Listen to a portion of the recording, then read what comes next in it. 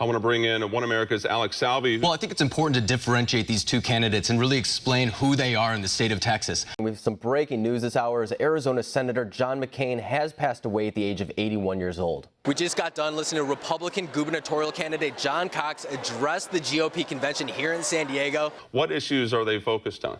Well, most of these races are within one statistical point within each other, and we really can't go off of polling too much because there's been a lot of recent developments that may not necessarily reflect among this demographic. Important thing to note is that the individuals in that room tonight are the people who are going to be evaluating that report. So yes, the Mueller report will come out, and those are the individuals in the House, the Democrat-led House now, who are going to be making a determination on what to do with that report. And I want to start with this point right here. The special counsel's investigation did not find that the Trump campaign or anyone associated with conspired or coordinated with Russia in its effort to influence the 2016 U.S. election. The bill starts in the House, right? So legislatively, that may be a curb to the Trump administration or Republicans' ambitions as far as legislation goes. But to help us break down the impact of these elections, we want to bring in Israel's permanent representative to the United Nations, Danny Danon. So one issue that I do want to talk about is Prime Minister Netanyahu said that if he wins, he'll look to annex the West Bank settlements. And there was a lot of weight put into Stacey Abrams, too. I mean, she's a rising star in the Democrat Party, and you mentioned that race against Brian Kemp in Georgia.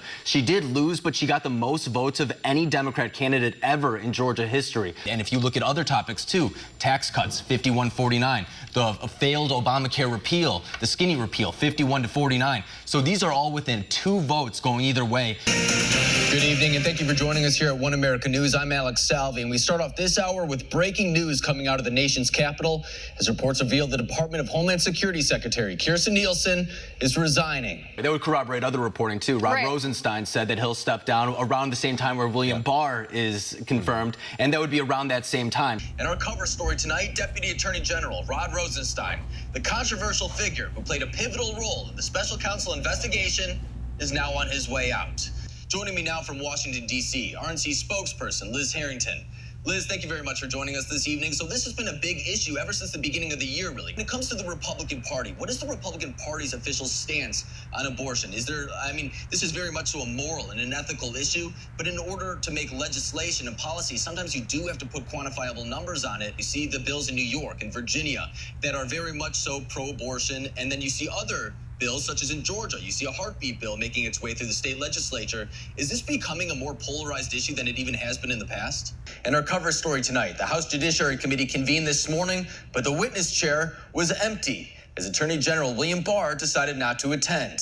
Joining me now from the Cannon Rotunda in Washington, D.C., representing Ohio's 2nd Congressional District, Congressman Brad Wenstrup. Congressman, thank you very much for joining us tonight. So you saw the testimony yesterday, I'm sure. It seems to be divided along party lines. Where did you stand on how Barr performed yesterday?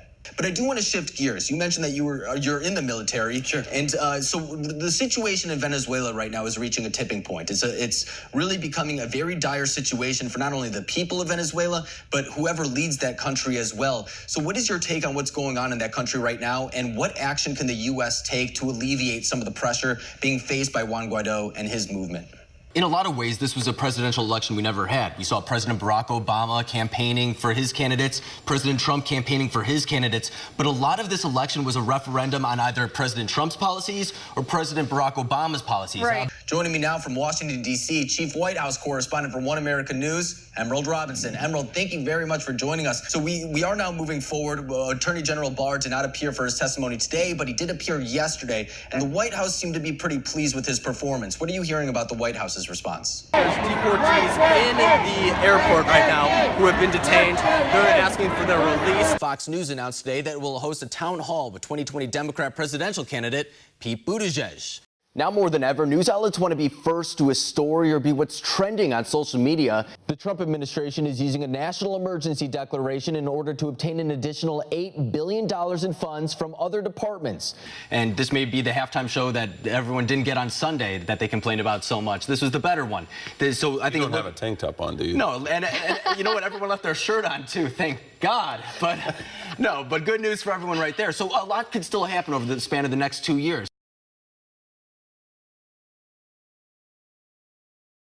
Leonardo da Vinci's Salvator Mundi has been out of the public eye for over 100 days now after being the most expensive painting ever sold. One America's Alex Salvi explains why Special Counsel Robert Mueller is investigating the missing masterpiece. And so, ladies and gentlemen, we move to the Leonardo da Vinci, the Salvator Mundi, the masterpiece by Leonardo of Christ the Savior, previously in the collections of 3 kings of England. The single most expensive work of art ever sold at an auction is missing, and Robert Mueller is tracking it down. In what sounds like a mediocre Dan Brown novel, it's the real-life story of Leonardo da Vinci's Salvator Mundi and the Special Counsel investigation. The painting, a counterpart to da Vinci's Mona Lisa, disappeared for 50 years before resurfacing in 2011 and being purchased by a Russian oligarch in 2013. Dmitry Rybolovlev purchased the artwork for $127 million, paying nearly $50 million more than the market price after being ripped off by an art dealer. But it wouldn't be the first time he's been accused of overpaying for something, after buying a Palm Beach home for $95 million in 2006. No, but where does the guy get that kind of dough? You said that he was Russian. Where does he get $100 million to spend on He's property? known as the king of fertilizer. Okay? Can you believe this? He's the king of fertilizer. And he's actually supposed to be a very, very highly respected guy, nice guy. But the oligarch wasn't in the sights of the special counsel because of a land deal. For the past 2 years, we've heard repeatedly about the infamous Trump Tower meeting in July of 2016. But there was a second meeting that doesn't get as much attention. Why was Mueller interested in you? Anyway, what do you think that relates to? Because I went to see an old friend, the leadership in the UAE after the election, and there was a Russian there. In August of 2016, Blackwater founder Eric Prince arranged a meeting with a Lebanese-American businessman by the name of George Nader. He's quite an interesting character, kind of a behind-the-scenes guy who is known to here in the political circles and was working on behalf of the United Emirates, we're told, for sort of like an influence to try and get some policy passed. Nader was working as an emissary for Saudi Crown Prince Mohammed bin Salman and Abu Dhabi Crown Prince Mohammed bin Zayed. After going up the gold elevator of Trump Tower with Prince, Nader met with Stephen Miller and Donald Trump Jr. to pitch an idea to the campaign. The alleged concept was simple. The UAE and Saudi princes were to bankroll a misinformation campaign on social media carried out by an Israeli company with Russian ties, which is where Robert Mueller comes into play, trying to figure out if the story is accurate and how the princes plan to pay for that project. Back to the painting. The Russian oligarch put the Da Vinci masterpiece up for auction at Christie's in November of 2017. It was expected to go anywhere from $80 to $100 million, but 2 anonymous bidders went back and forth before running up the price to $450 million. Selling here at Christie's, $400 million is the bid, and the piece is sold.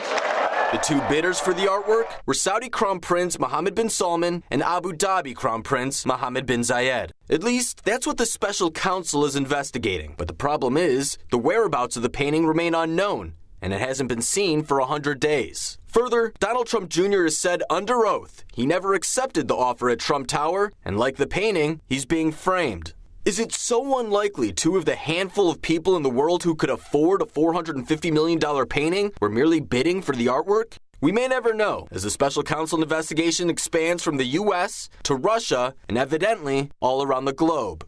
Alex Salvi, One America News.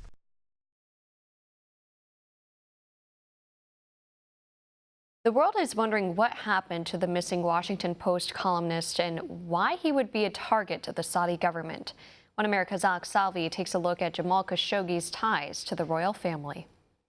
The search for Saudi journalist Jamal Khashoggi continues, following his disappearance and alleged murder during a trip to the Saudi consulate on October 2nd. Having been married once before, Khashoggi is now engaged to a Turkish woman, prompting his visit to the consulate in Istanbul to obtain documents for the wedding.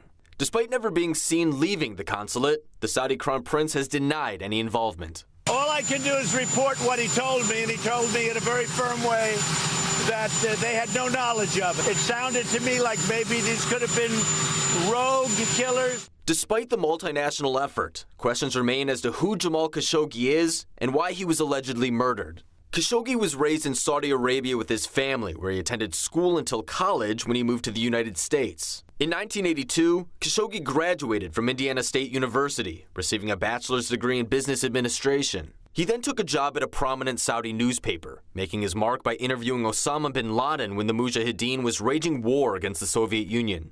Khashoggi rose to prominence, serving as a royal advisor to King Abdullah, and is rumored to have even been a spy because of his close ties to Prince Turki Al Faisal. However, following 9/11, Khashoggi was a vocal critic of bin Laden and the Saudi government, who harbored 15 of the 19 hijackers. Osama did a damaging effect to Islam. Two important things. The indiscriminate killing of innocent people, which is a big taboo, a big mistake in Islam. And the other thing is suicidal attacks. While his background explains his involvement with the royal family, his family's ties may actually shed more light on his level of prestige. Khashoggi's grandfather was a Turkish man who married a Saudi woman. He eventually became a court physician for King Abdulaziz, who is often described as the founder of modern Saudi Arabia. However, little is known about Khashoggi's parents, and he doesn't appear to have any direct siblings. How lavish a lifestyle would you lead if you were the richest man on earth?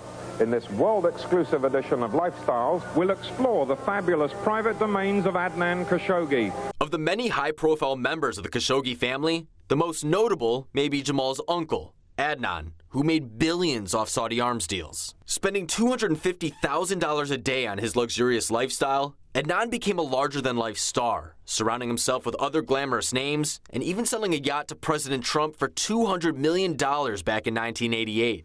Publicity about your acquisition of the boat this summer. The Princess, is that what I I call bought a it? boat from Adnan Khashoggi, which was formerly called the Nabila. And Nabila. It's a yacht. And Adnan Khashoggi, excuse me for a second, is the world's largest arms trader? I hate to admit it. However, Adnan's political involvement became apparent when he participated as a middleman in the 1980s Iran-Contra scandal. Then there's Jamal's cousin, Dodi Al-Fayed, who has a famous streak of his own. He was the son of the Harrods department store owner Mohammed Al-Fayed, and was at the center of one of the biggest stories of the 1990s. Now there is confirmation that Diana, Princess of Wales, has died. Dodi was dating Princess Diana at the time of her death, dying by her side in the exact same car that tragically killed her in Paris in 1997. Those skeptical of the Saudi government say Khashoggi's criticisms could be viewed as insubordination. And despite generations worth of ties, all eyes are on the royal family as the search for Jamal Khashoggi moves forward. Alex Salvi, One America News.